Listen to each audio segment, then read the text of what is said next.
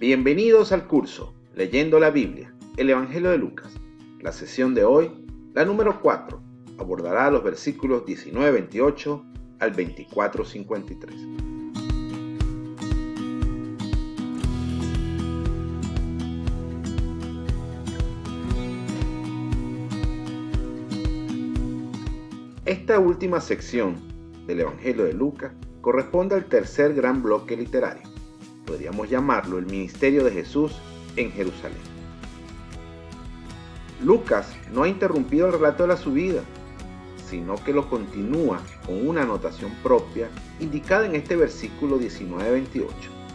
Y dicho esto, marchaba por delante subiendo a Jerusalén. Con esta anotación nos previene para que leamos los relatos siguientes también a la luz de la metáfora del camino. Luego vendrá la pasión, la muerte y la resurrección de Jesús. Esta tercera sección comprende los siguientes materiales. Un primer bloque, el ministerio en Jerusalén, que se desarrolla desde el versículo 19-28 al versículo 21-38. Allí encontramos 4 líneas temáticas principales. Jesús entra en Jerusalén, versículos 28 al 40. Jesús lamenta que no entiendan su presencia, versículos 41 al 44. Proclama su enseñanza en el templo, versículo 45 de ese capítulo 19 hasta el capítulo 21, versículo 4. Y Jesús y el final de la ciudad y la nación, que comprende ya en el capítulo 21, los versículos 5 al 38. El segundo elemento es la pasión, desarrollada entre los versículos 22.1 al 23.56. Allí se distingue un prólogo que abarca los versículos 1 al 38 de ese capítulo 22. Luego vendrá en el Monte de los Olivos como pórtico de la pasión, 22, 39 al 46. Seguirá el proceso de Jesús, que se desarrolla desde el versículo 22-47 al 23-49. Y por último, cerrando este bloque, la sepultura, desarrollada en los versículos 50 al 56 del capítulo 23. El tercer bloque de esta tercera sección, el Evangelio de Lucas, se titularía Después de la Resurrección. Comprende los relatos que van en el capítulo 24, desde el versículo 1 al 53. Allí destaca el sepulcro vacío, los primeros versículos del 1 al 12, la experiencia del resucitado entre algunos discípulos, mismo capítulo 24, pero versículos 13 al 35, la experiencia del resucitado de los apóstoles, versículos 36 al 49, y cierra el relato lucano, la ascensión, desarrollada en ese capítulo 24, pero desde los versículos 50 al 53. Bienvenidos todos.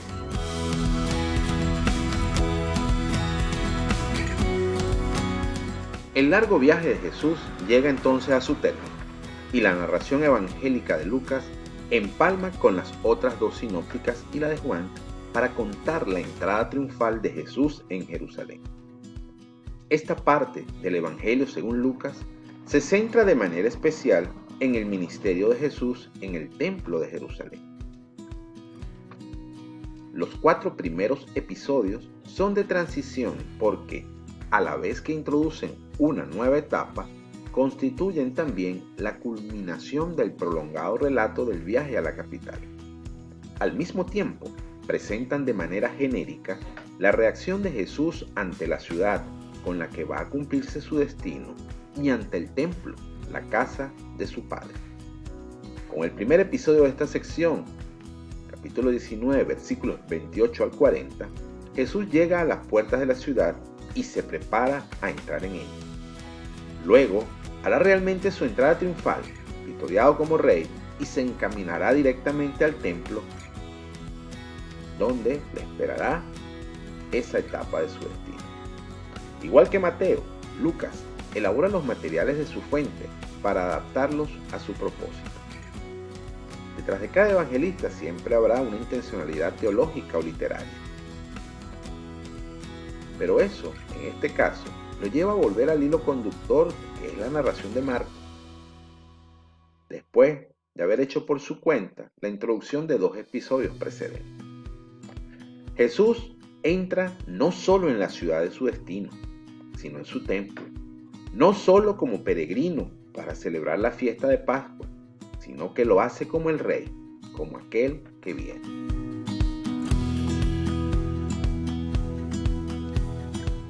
Así comenzamos entonces con la primera parte de este bloque literario, el ministerio en Jerusalén. Al hacer la lectura del primer relato, nos pueden asaltar varias preguntas. ¿Cómo en la época de Jesús los romanos pudieron consentir tal cortejo mesiánico con esa gran muchedumbre que lo iba proclamando rey? ¿Cómo compaginar esta presencia pública del triunfal de Jesús con los datos que nos da el cuarto evangelio? Basta recordar lo que dice Juan en 11:57. Los sumos sacerdotes y los fariseos habían dado órdenes de que si alguno sabía dónde estaba Jesús, lo notificara para detenerlo. Recordemos que esta entrada de Jerusalén es una entrada triunfal. Es Jesús recibiendo la aclamación al ingresar a la capital. Es un relato que presta muchas interrogantes. Se nos hace también difícil aceptar que Jesús, dada la trayectoria de toda su vida pública y la manera en que hizo llevar ese ministerio público, organizara tal cortejo y que aceptase incluso toda esa parafernalia triunfalista como lo describen los evangelistas. Se ha sugerido la hipótesis de que el hecho real pudo ocurrir, sí, ciertamente, pero en el marco de otra fiesta judía, como la fiesta de las tiendas, donde efectivamente era parte de la celebración organizar una procesión que culminaba en el templo. Las aclamaciones que aparecen acá en el relato lucano han sido recogidas del Salmo 118. Esta entrada también de alguna manera se evoca desde el libro de Nehemías, su capítulo 8, versículos 13 al 18, quien la describe. Y el profeta Zacarías, en el capítulo 14, versículo 16, habla de postrarse ante el rey Yahvé Sebaot y a celebrar la fiesta de las tiendas cada año. Es el mismo Zacarías, recordemos, que en 9:9 es el que anuncia el triunfo del rey mesiánico y su entrada montado en un asno. Todas estas tradiciones veterotestamentarias, a la luz de un evento que quizás pudo ocurrir históricamente, pero en el marco de la fiesta de las tiendas, es lo que ha dado pie a que Lucas redacte esta parte del Evangelio.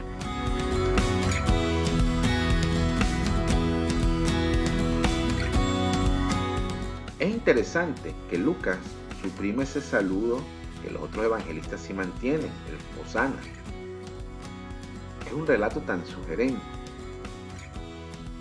que también puede representar un recuerdo de la comunidad cristiana de Jerusalén, que evocaba así el final del camino de Jesús y su entrada en la ciudad santa. Como lo hemos dicho antes, la evocación celebrativa o litúrgica tenía el precedente literario de la fiesta de las tiendas, bien descritas como lo hemos dicho anteriormente en varias partes del Antiguo Testamento. Así que los evangelistas toman estas historias y las narran, por supuesto siempre marcados por su interés literario y teológico. Es pues no un relato de un cortejo triunfal de Jesús, sino una liturgia en la comunidad de Jerusalén que evocaba la toma de posesión de la ciudad por Jesús el Mesías.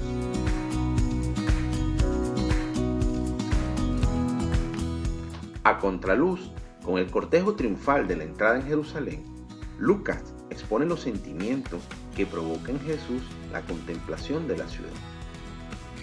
Por ello, Jesús lamenta que no entiendan su presencia, y eso lo vemos desplegado en los versículos 41 al 44 de ese capítulo 19. Recordemos que cuando se escribe el Evangelio de Lucas, Jerusalén está destruida y el templo ha sido profanado.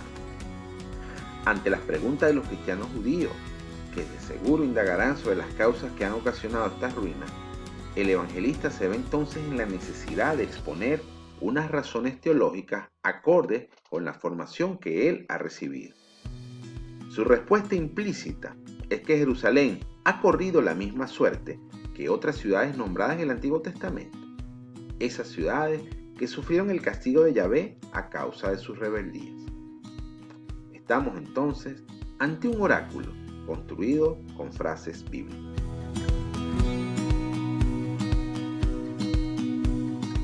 A continuación se presenta la sección Jesús proclama su enseñanza en el templo. Esta se desarrolla desde el 19:45 hasta el 21:4. Aquí es importante establecer lo siguiente.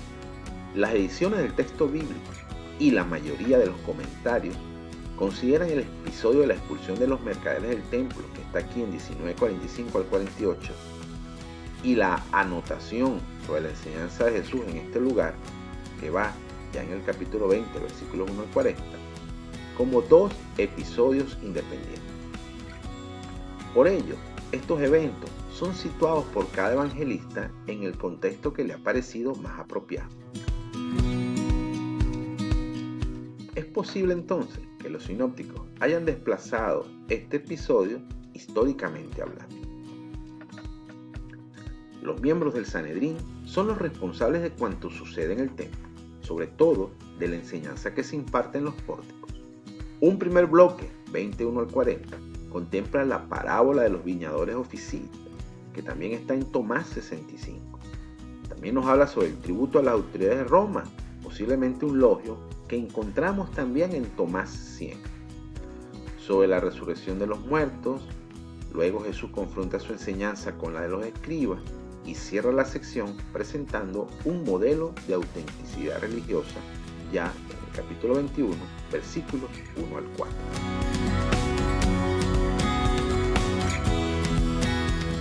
A continuación se desarrollará la sección Jesús y el final de la ciudad y la nación, que comprendería ya en el capítulo 21 los versículos 5 al 38. Lucas completa la actividad de Jesús en el templo durante la última semana de su vida con unas enseñanzas para aclarar a sus lectores el significado que tiene el hecho histórico de la destrucción de la ciudad santa y su templo. La enseñanza comunitaria daba respuesta a estas preguntas. Los sinópticos la recogen, pero cada uno ha organizado el material básico comunitario con bastante independencia. El resultado es el llamado discurso escatológico. En Lucas, algunas ediciones evitan titular estos fragmentos de esta manera. Se distinguen varias secciones en este bloque. Empieza con la ruina del templo, los versículos 5 al 19. Luego se habla de la ruina de Jerusalén, versículos 20 al 28. Las aclaraciones para interpretar estos acontecimientos que se nos muestran a partir del versículos 29 al 36. La conclusión de la enseñanza de Jesús en el templo, versículos 37 al 38. El logion está formado con un vocabulario bíblico que evoca no la ruina de Jerusalén del 70, sino la del 587 a.C. Basta ver las similitudes que hay con el texto de Isaías 29:3. La diversidad entre las redacciones de Marcos y Lucas puede ser indicio entonces de que este último se estaría sirviendo para desarrollar esta última parte de la sección de otra fuente literaria.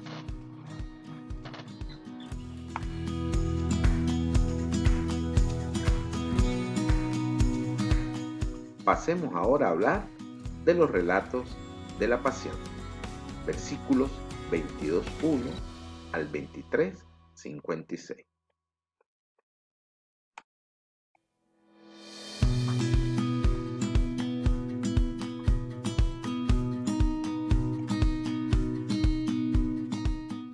La pasión de Jesús está narrada con amplitud en los 4 evangelios. Hay bastantes coincidencias en los 4, pero también algunas diferencias importantes que marcan la impronta de cada evangelista. Antes de introducirnos en la lectura del relato de Lucas, conviene aclarar algunos aspectos que los afectan.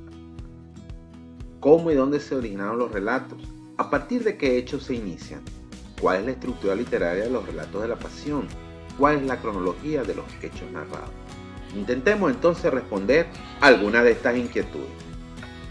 Los relatos de la pasión de Jesús fueron los primeros fijados por escrito en las catequesis de las comunidades.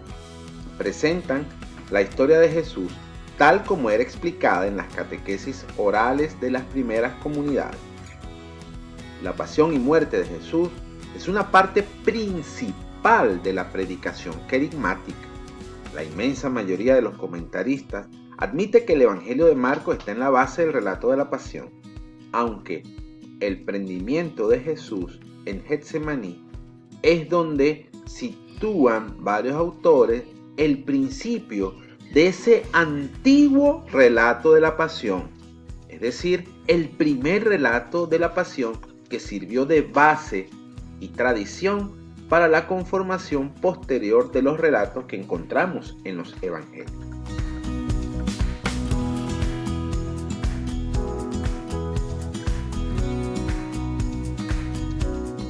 Lucas sigue el esquema de Marcos, pero solo en los trazos más amplios.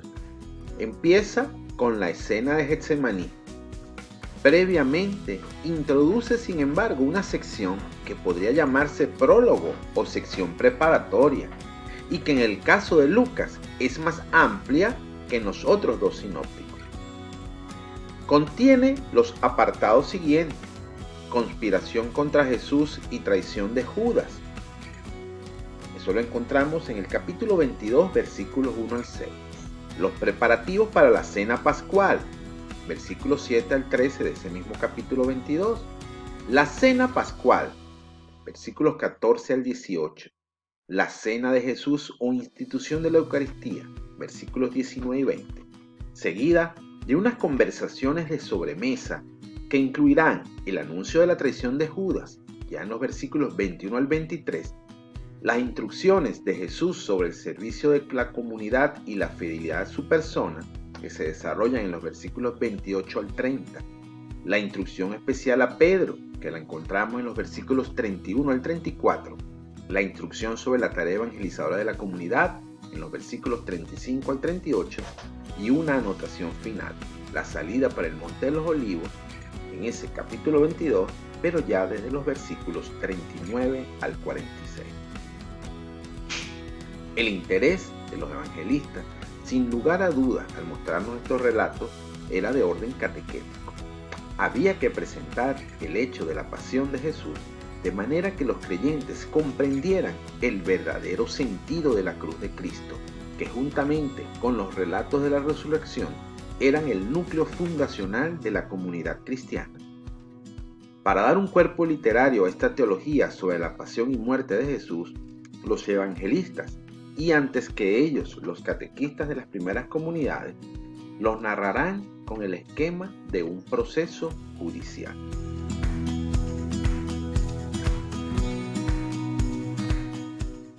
Los evangelistas distribuyen los hechos de la pasión de Jesús entonces de acuerdo a este esquema. Por ello, inician con el prendimiento y encarcelamiento del preso, sigue el juicio ante el tribunal, la sentencia condenatoria, la confirmación de la sentencia por la autoridad romana, la ejecución de la sentencia mediante la crucifixión y cierra con la muerte y sepultura. En cuanto a la cronología de los hechos narrados, los datos que dan los escritos evangélicos son aparentemente irreconciliables, sobre todo si los comparamos con los del cuarto evangelio. Es una cuestión muy especializada que no abordaremos en el marco de este curso, porque realmente no afecta el comentario que podamos hacer sobre el desarrollo de los relatos narrados en el Evangelio de Lucas.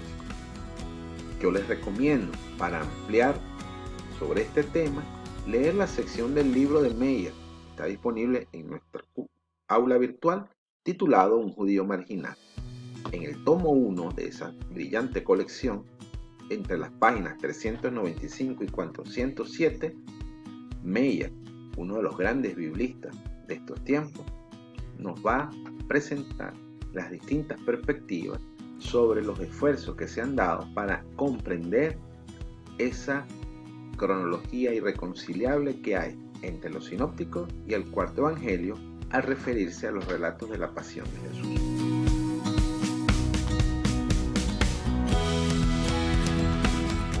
Lucas seguirá entonces el orden narrativo que encuentra en Marcos, pero como ha hecho frecuentemente en su evangelio, completará y modificará el texto.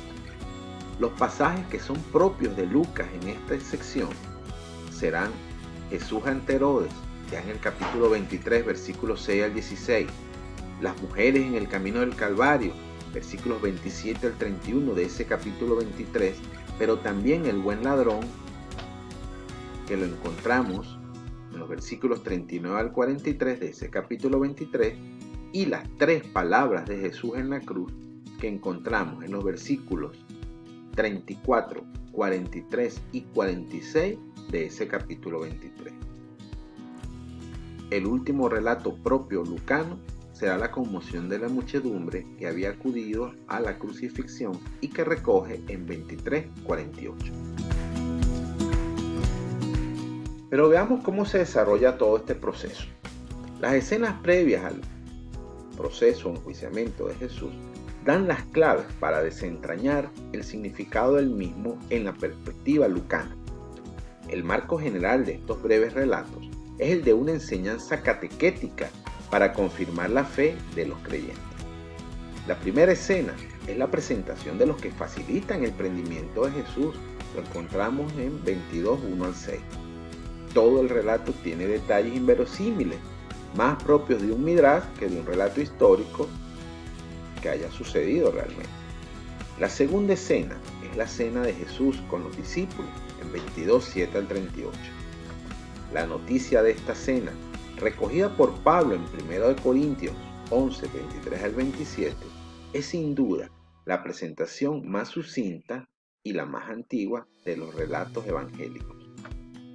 Esto nos lleva en este caso a afirmar la existencia de al menos dos tradiciones sobre el relato eucarístico: la que recoge Pablo en 1 Corintios, presentación más antigua y sucinta, y la que recoge Lucas, en el marco de la tradición lucana.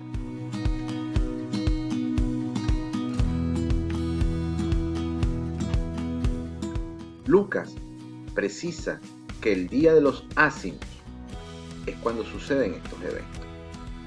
Se había de sacrificar el Cordero de la Pascua. Establece así. Así que aquí afirma que la fecha de la cena de Jesús es aquella en la que, según el designio de Dios, hay que sacrificar en la Pascua. Es difícil no ver en esta expresión de Lucas una pista para descubrir que la Pascua nuestra, la de los cristianos, no es otra que la inmolación de Cristo, porque con toda seguridad el evangelista pudo haber escuchado más de una vez la voz de Pablo, porque en nuestra Pascua Cristo ha sido inmolado. Siguiendo en el marco de estos relatos, Lucas es el único que da los nombres de los dos discípulos enviados por Jesús para hacer los preparativos de la Pascua. De alguna manera, los nombres de Pedro y Juan emergen entonces con un carácter prerrogativo en este relato. Ahora bien, el motivo o la razón para que Lucas haya escogido acá nombrar a Pedro y a Juan podría ser evidencia del rol que ellos han tenido en el desarrollo de las primeras comunidades cristianas. En cuanto al primer logio, las palabras de Jesús que dice: con ansia he deseado comer esta Pascua con vosotros antes de padecer, y el segundo logio: tomad esto y repartidlo entre vosotros. Son muchos los que opinan que en estos logias tenemos quizás el núcleo más antiguo del relato de la última cena pascual judía de Jesús, y que en ellos se conservan entonces palabras del mismo Jesús recordadas seguramente con fidelidad en el marco de la catequesis oral.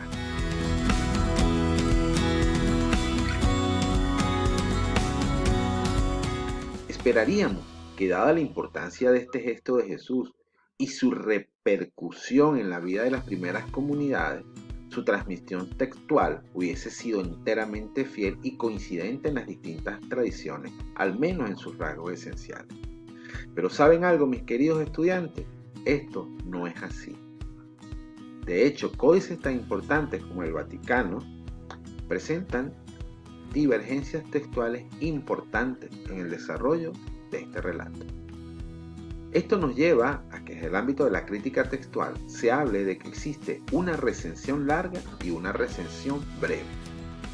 Hay que pensar que existían entonces dos tradiciones o dos recuerdos de la cena de despedida de Jesús que evolucionaron cada una por su lado entre los grupos principales de las comunidades primitivas.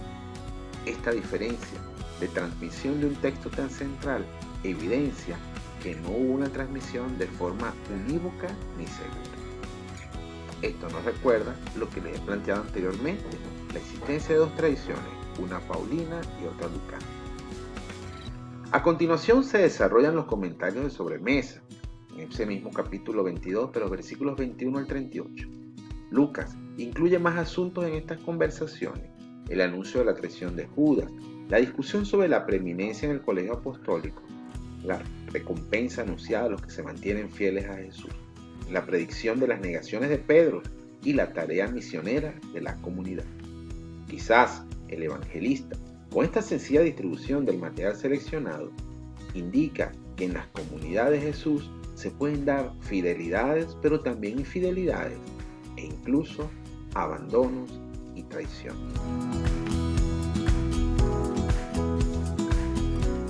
Luego se presenta un segundo gran bloque, que bien podría titularse En el Monte de los Olivos. Lucas depende aquí de Marcos, pero modificado hasta convertirlo en un relato con tantas particularidades que ha dado lugar a la hipótesis de que Lucas ha contado con otras fuentes complementarias. Se descubre un estadio primitivo en la oración lucana de la oración de Jesús: Padre, si quieres, aparta de mí esta copa, pero no se haga mi voluntad sino la tuya. También en Lucas, todos los rasgos que pudieran ser entendidos como señal de una debilidad humana en Jesús quedan suprimidos o atenuados, y se describe únicamente su entrega a la voluntad del Padre. A continuación se inicia el proceso de Jesús, 22:47 al 23:49. Allí se distingue primero el prendimiento de Jesús, en el momento en que Jesús dice a los discípulos que se levanten porque el que lo va a entregar está cerca. A continuación, los dos procesos de identidad, donde Lucas ha construido dos relatos independientes, uno calificado como las negaciones de Pedro y otro con los interrogatorios a Jesús. Si los leemos con atención, descubriremos que son dos procesos sobre la identidad de estas dos personas, el discípulo y el maestro. Por último, la ejecución de la sentencia, ya en el capítulo 23, versículos 26 al 49.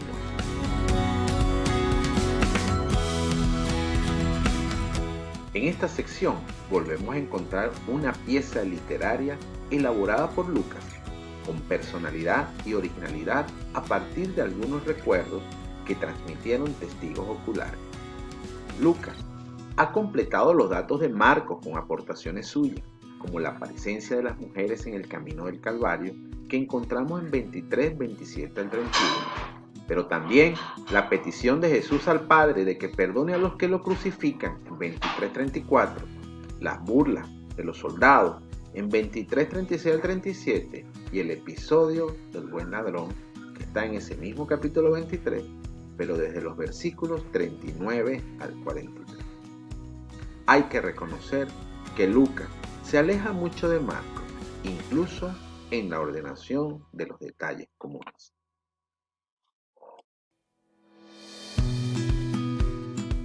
En este evangelio no aparecen ni en el camino del Calvario ni en el lugar de la crucifixión ninguno de los discípulos y ninguna de las muchas mujeres.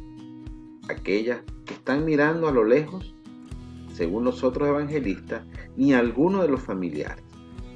Son datos que han conservado precisamente los otros evangelios. A continuación, se relata la muerte de Jesús, los versículos 44 al 49 de ese capítulo 23. Aprovecha Lucas los datos de la catequesis comunitaria, recogidos también por Marcos, e introduce unos cambios que marcan su enseñanza. La muerte de Jesús hay que interpretarla como una presencia de Dios, una teofanía.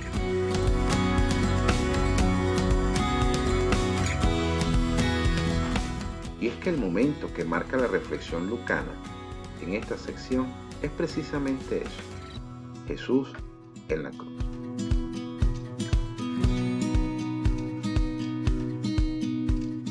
Lucas no puede ni siquiera insinuar que Jesús se sienta abandonado del Padre, como parecieran decir Marcos y Mateo. Por ello, suprime la cita del Salmo 22 y la sustituye por la del Salmo 31:6, que no es otra que una entrega de su neuma, su espíritu, en manos del Padre. Hay una preocupación en la catequesis primitiva por marcar el realismo histórico de la muerte de Jesús. Un recurso es presentar precisamente testigos que den fe de este acontecimiento. Los testigos principales que enumera Lucas son el centurión, la muchedumbre, sus conocidos y unas mujeres.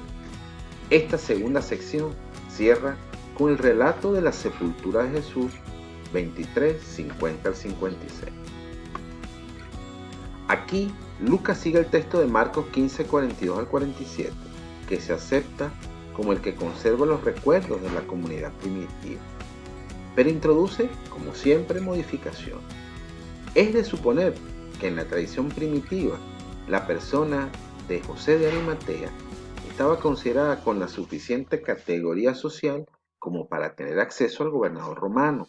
Así nos lo plantea Lucas. Sin embargo, algunos estudiosos opinan que en este relato estamos más bien ante una construcción literaria. La escena termina con la presentación de algunas mujeres, testigos del lugar donde ha sido enterrado el cuerpo de Jesús. Pero Lucas no da sus nombres, solo dice que son las que han acompañado a Jesús desde Galilea.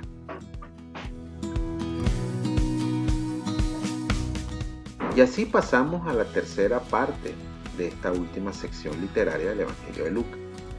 Hablemos de los sucesos después de la resurrección, que se suscitan en ese capítulo 24, de los versículos 1 al 53.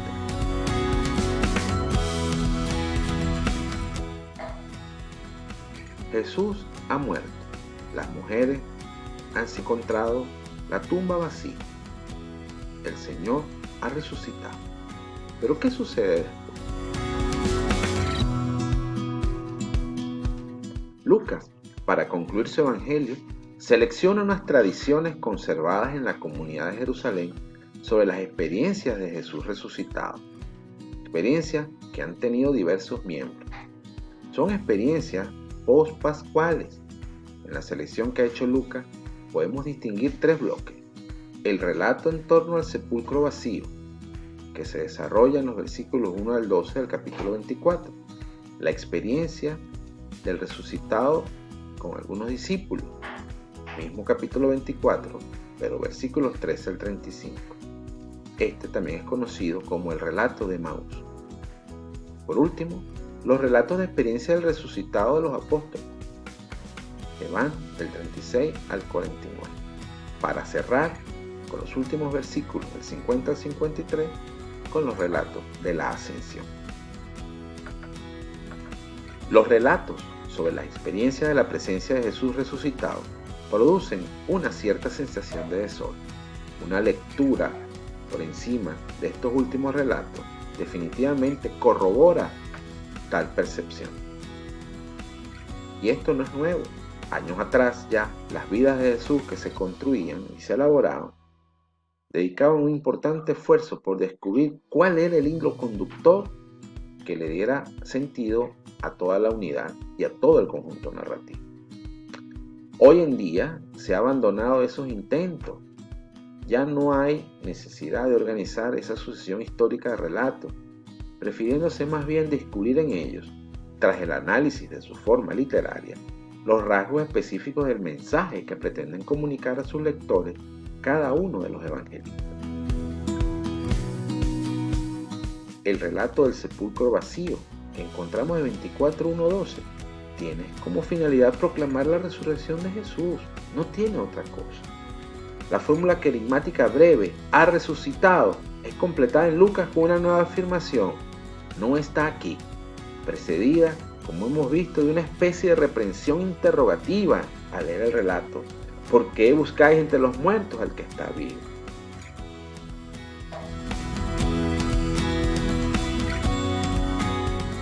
Luego viene el encuentro de ese resucitado con algunos de los discípulos. Es el relato de Emaús, un relato que desde el punto de vista eclesial tiene una riqueza excepcional.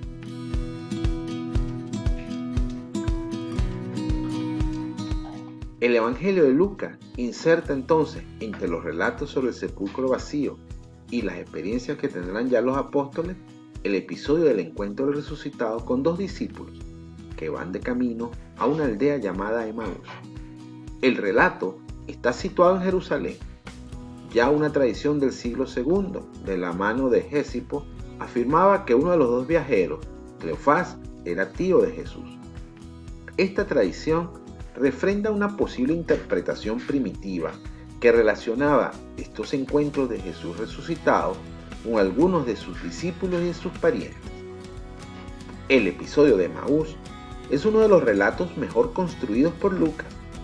Tiene un ritmo literario creciente que provoca en el lector un proceso emocional que va desde la desolación y la tristeza del principio hasta la sorpresa del reconocimiento del resucitado al partir el pan y la alegría y las prisas por comunicar el encuentro a los otros que se han quedado en Jerusalén. En este relato tenemos una clara enseñanza sobre la Eucaristía como encuentro, mejor dicho, como experiencia de los creyentes con Jesús resucitado. Lucas elabora en este relato una instrucción sobre el mensaje pascual tradicional. Se ha servido sí de una tradición primitiva que posiblemente recordaba entre las comunidades originarias el encuentro de Jesús con sus discípulos camino a alguna aldea. Sin embargo, Lucas la ha modificado para introducir en ella elementos pascuales y carismáticos y dar forma así definitiva a este brillante relato del camino de Emaús.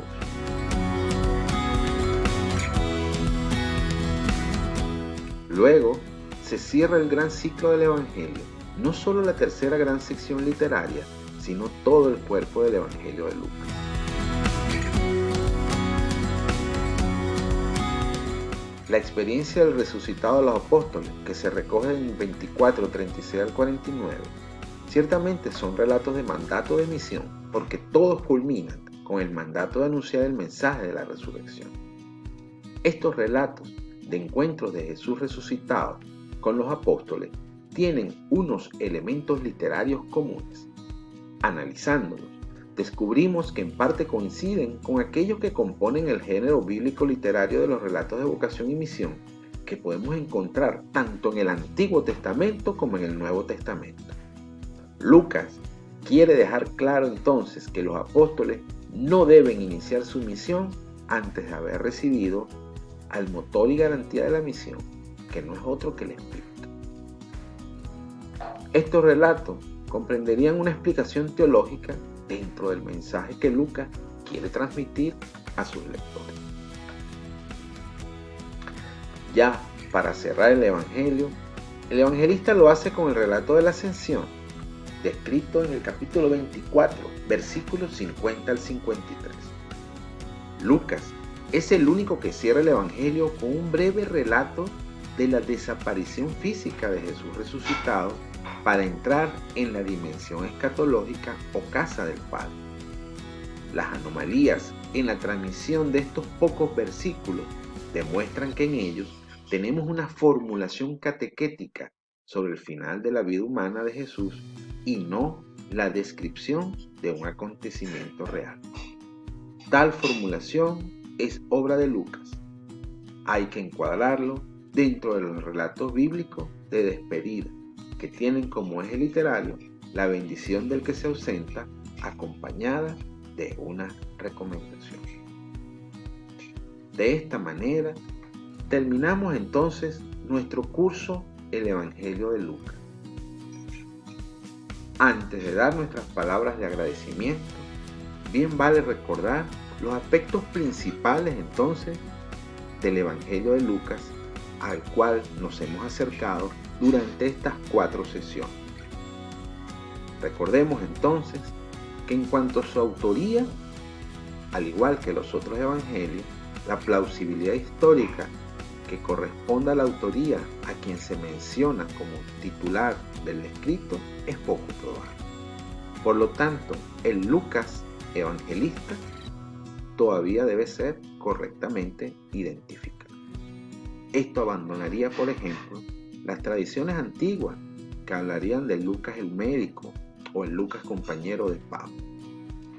Por supuesto, estamos en el ámbito de la plausibilidad histórica y estos eventos, ciertamente, una vez reconocido el texto, quedan en evidencia, dando a entender que es poco posible que la autoría pueda atribuirse en esos términos. En cuanto al lugar de composición, recordemos ya que corresponde al mundo helénico. En territorios propios de la misión helénica se desarrolla esta comunidad de Lucas, a la que él dirige este evangelio. En cuanto a una posible fecha de composición, deberíamos ubicarlo en un espacio intermedio entre la caída del templo de Jerusalén y el desarrollo de la segunda y tercera generación cristiana. Esto bien nos podría colocar posiblemente, y atendiendo a datos internos del texto, a que el Evangelio de Lucas pudo haberse elaborado hacia el año 85 aproximadamente. El Evangelio lo podemos, literariamente hablando, dividir en tres grandes bloques. Un primer gran bloque que comprendería el ministerio de Jesús, donde están los relatos del prólogo, el nacimiento, la llegada a Galilea. Luego, un segundo gran bloque que recogería los relatos de ese camino hacia Jerusalén. El tercer gran bloque, que es el que hemos conversado el día de hoy, correspondería ya a la estancia de Jesús en Jerusalén, siempre en clave de camino, siempre en clave de itinerario. Es lo que procura mostrarnos el evangelista Lucas. Hemos visto el uso constante de recursos literarios como los estribillos y sumarios para marcar el inicio y el final de la sección. Ciertamente Lucas, en su gran parte, sigue los relatos de Marcos, pero debemos considerar que el hilo conductor del 950 es roto en el desarrollo de los tramos intermedios y solo es retomado en la tercera sección del bloque literario. Lucas es un evangelista de las parábolas, usa al menos 32 parábolas en todos sus escritos. Nos presenta una visión muy clara, un 6-11 específico, una comunidad cristiana posiblemente de origen helénico, enmarcada en tradiciones muy distintas de la del cristianismo más tradicional y que reflejan un estadio avanzado ya de expansión del cristianismo. Lucas quiere que esa comunidad viva esa catequesis primitiva de una manera tal que le permita reconocer el señorío de Jesús. Si queremos encontrar el motivo central teológico de Lucas, basta leer el capítulo 15, que nos descubre el Evangelio de la Misericordia. De esta manera, damos por concluido nuestro curso. Le damos gracias a cada uno de ustedes por su participación y los esperamos en una próxima ocasión. Muchas gracias.